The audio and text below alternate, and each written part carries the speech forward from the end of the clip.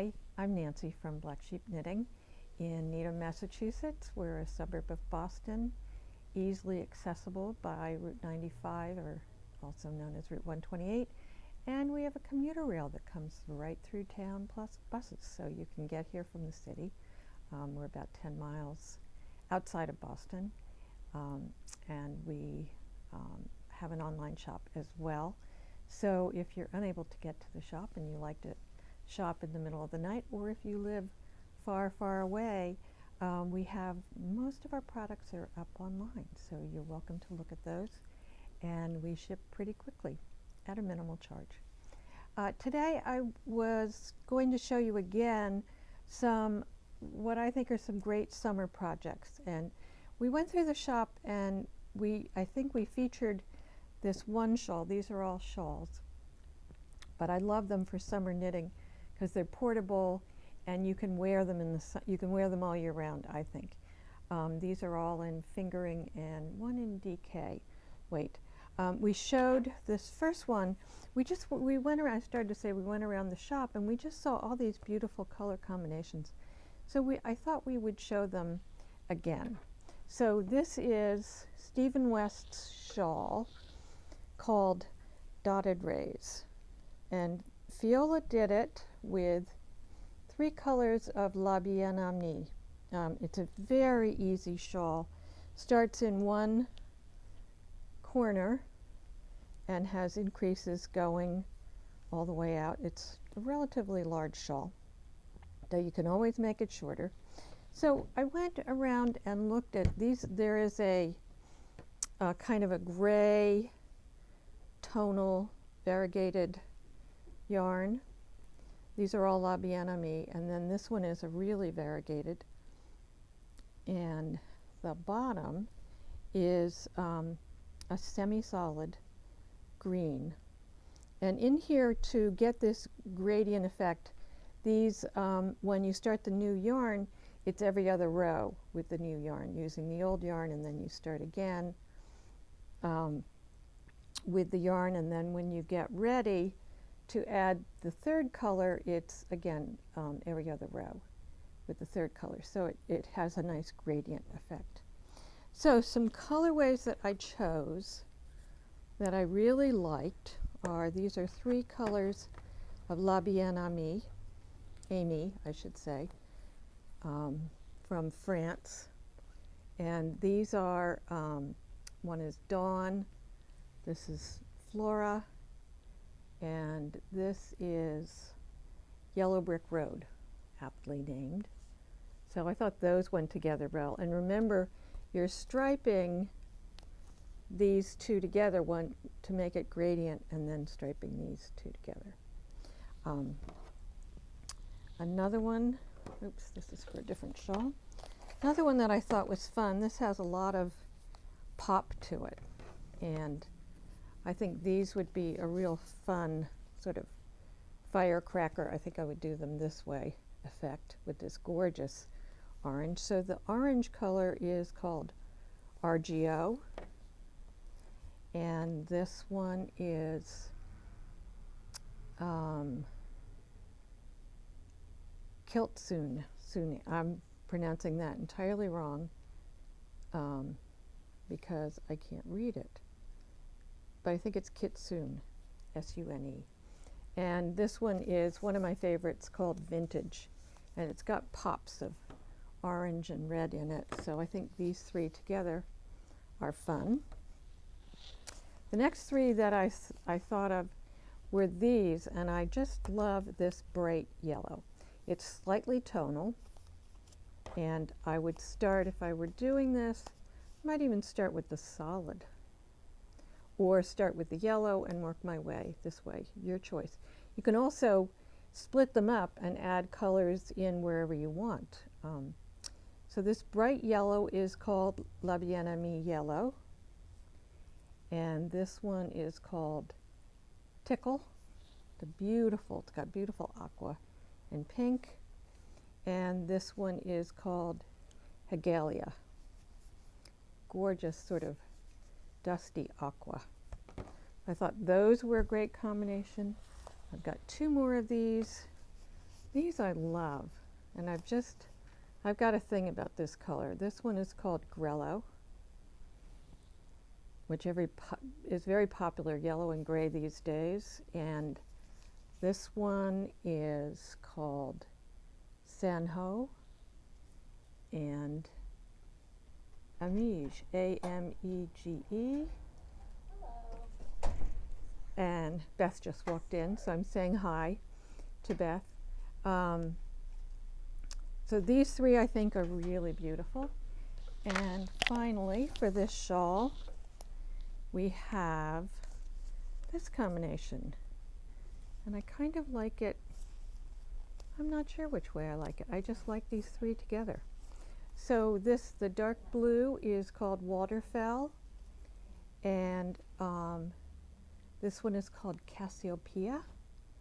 Grays and blues, and even just a tinge of purple.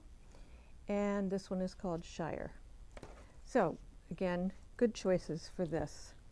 I'm going to move myself up a little bit on the table and show you another shawl. And I think we have shown this one before also, but I just love this. It's called Pressed Flowers. And this I did with a DK weight and a fingering weight for the flowers. Mostly I did that because I think it called for a DK weight, but I really liked these colors for the flowers. So this is the shawl. Starts one of those that starts in the middle with a spine down. So the nice thing about these shawls is you can make them any size you want, you know, because you're starting here and adding, and it grows out this way. But anyway, I like it. I think it's a really fun shawl. So what I chose for this was in the sample. This is the Dos Tierras in a colorway called Lettuce. And the flowers I did are in Madeline Tosh Sock in the colorway Texas Tulips. I pulled out another one just in case you didn't want that much color in yours. This is a pale pink called Rose. So that's one combination. Another one that I found that I thought, I just love this color. Well, listen to me, I love every color. I mean, there's very few colors I don't love and that I wouldn't wear. I'm not one of those people who asks if it looks good on me, because I don't care. I want to knit with colors that I like, and I want to wear colors that I like. And if I look sallow or sick, too bad. I just won't look in the mirror that day. Anyway, these are two colors that I chose to go with this. This is the Dos Tierras Sunset, gorgeous rusty orange. And this is the La Bien Amie Fiore, which I thought was kind of fun. It pulls out, here's some of the rust, and then this nice hot pink. And this is another one that I thought would go, called Winter Garden, which also has rusts and bits of pink and little bits of blue, but very fun for the flowers. And then have one more. This one is the Dos Tierras Azul Profundo, which is one of Malabrigo's more popular colors. We get requests for this. They have it in all their bases. It's a beautiful, not quite navy, not quite teal, somewhere in between. And I thought this went quite well with it. It's got pinks and some blues, golds, but I thought that would make really cute flowers with this.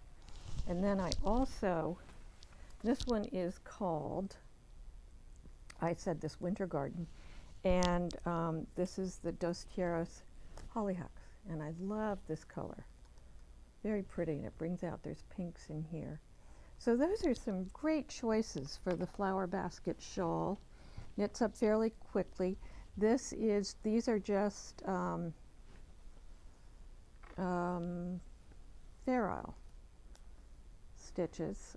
So you carry the yarn along the back. Very easy to do, very simple stitches.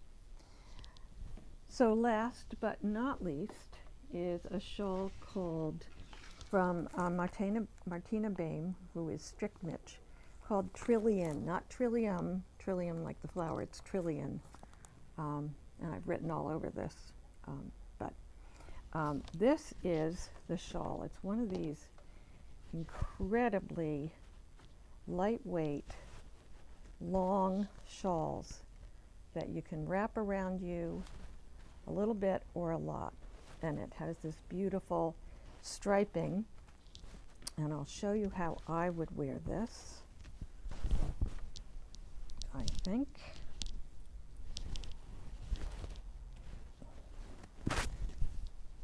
And this would be for a cooler day. And on a warmer day, I could just throw it over my shoulders and wrap it around or tie it in the front, which would be lovely. This is super, super soft, and it is knit in Fino singles from Manos del Uruguay. So, but with it, we do, I'm just reaching over to get in here. If you look at this, this color is repeated. So these are the singles, and here are more of the singles here. But what runs through it is this beautiful blue. And I happen to have a skein of Fino in my house, a solid. So we use that with this. But you can use any solid that you want. So this is one of the colorways, and it is called Amelia. And we chose this to pair with it. We thought this was a nice one from Madeline Tosh Sock, and it's called Translation. So that would be pretty running through it. We thought it worked with all these colors. And then another one that we liked. We love the Malabrigo sock, and this one is called Lettuce. Super, super soft, and this is a colorway we chose to go with it in the Fino, and this is called Bitter Bernadette. Excuse me. These are all women's names. You've heard me say that before, but we thought this went nicely with all those colors. And last but not least, it are some cooler tones. This one is called Beatrix. You can see the colors, and this is the solid to go with it in the Malabrigo sock called Dewberry. So those are some ideas for some summer knitting. These will be easy to take to the beach or to the lake or carry on a trip on an airplane and knit in your car. So that's one thing that's going on. I wanted to give you some updates on some things that are happening in the store. Our wonderful teacher Maureen, who is our crochet teacher, had taken some time off. We're hoping she'll be back in the fall, but in the meantime, we have someone who's going to teach a beginning crochet class. And that will be a 4 successive weeks of beginner crochet, how to learn to crochet. I think we have a limit of maybe 8 per class. We are waiting to hear from the teacher the exact dates. I'm guessing it's going to be in July and probably on a Tuesday. But those details are coming.